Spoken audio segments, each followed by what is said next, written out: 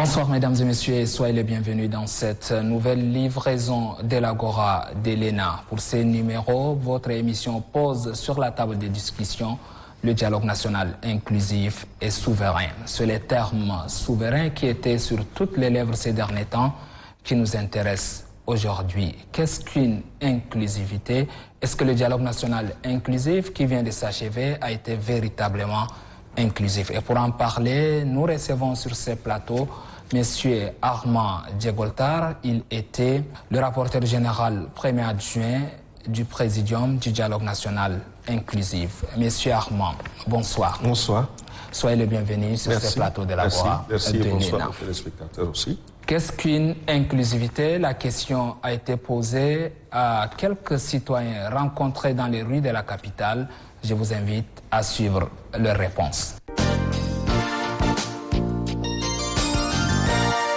Quand on dit inclusivité, c'est lorsqu'on prend les deux parties, on les met ensemble, on traite les problèmes ensemble entre les deux parties par rapport à la vie de l'un et des autres.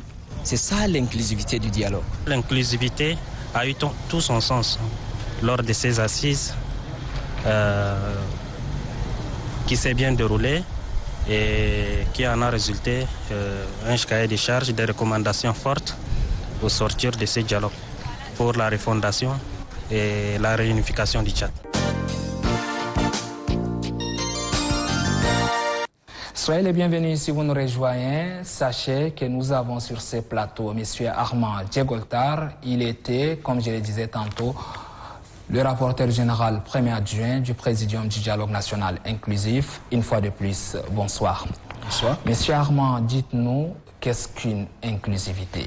Alors, l'inclusivité est un mot dérivé, sinon qui découle de l'inclusion et qui est donc aussi une action qui caractérise, sinon qui qualifie ce qu'on appelle inclure. Alors, c'est un mécanisme, je dirais un process, je dirais peut-être une dynamique par laquelle on fait donc une possibilité, on fait accession à quelqu'un qui n'a pas le même point de vue, la même tendance de réflexion ou la même posture en termes d'hypothèse ou de thèse autour d'un sujet.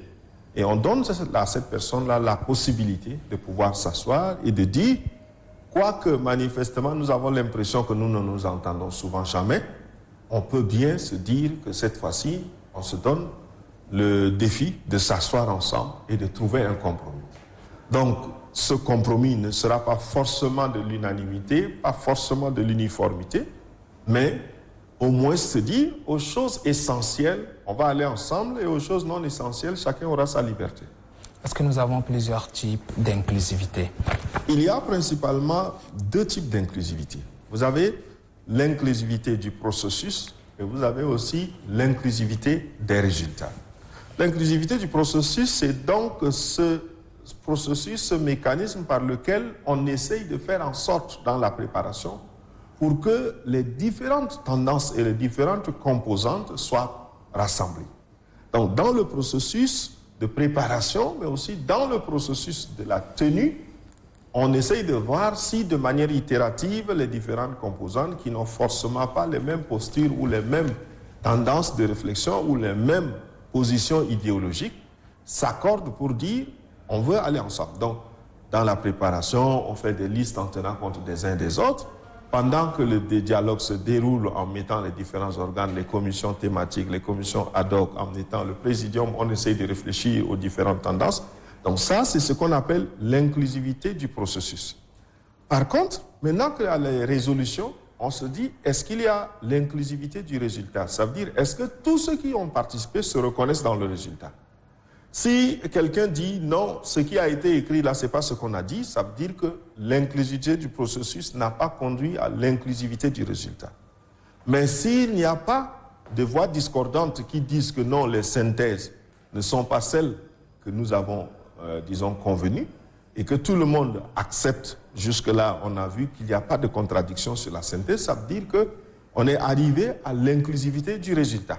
Donc, je veux dire simplement qu'il y a deux types d'inclusivité, l'inclusivité du processus et l'inclusivité du résultat. Et il faut faire en sorte que l'inclusivité du processus conduise à l'inclusivité du résultat. Sinon, ça aurait été une peine perdue. Venons-en au dialogue national inclusif et souverain qui vient de s'achever.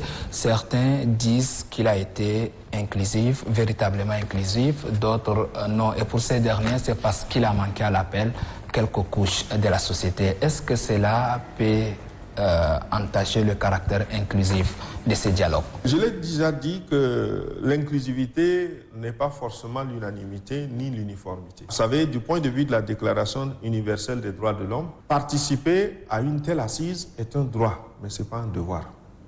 Donc, l'inclusivité est un droit offert.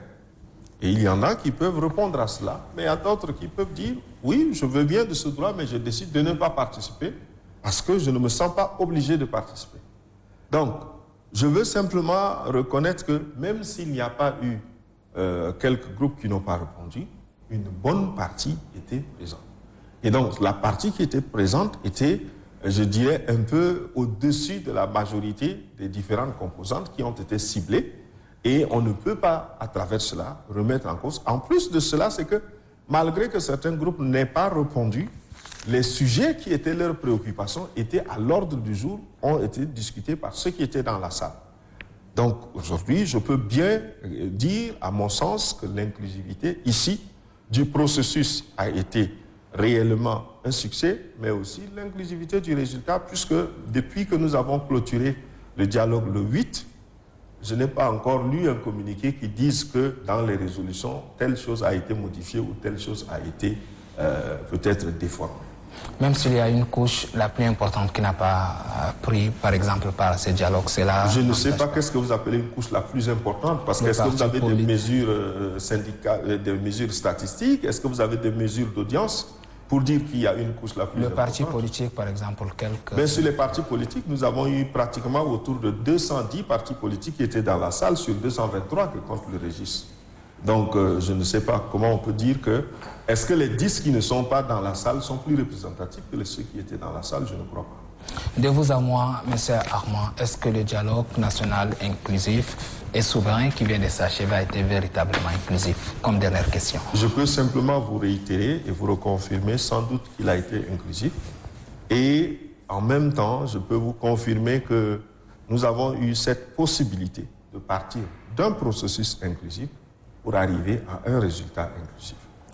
Conclusion, le dialogue national inclusif et souverain a été véritablement inclusif et c'est tout pour ces numéros de l'Agora de l'ENA. Mesdames et messieurs, merci à vous de l'avoir suivi.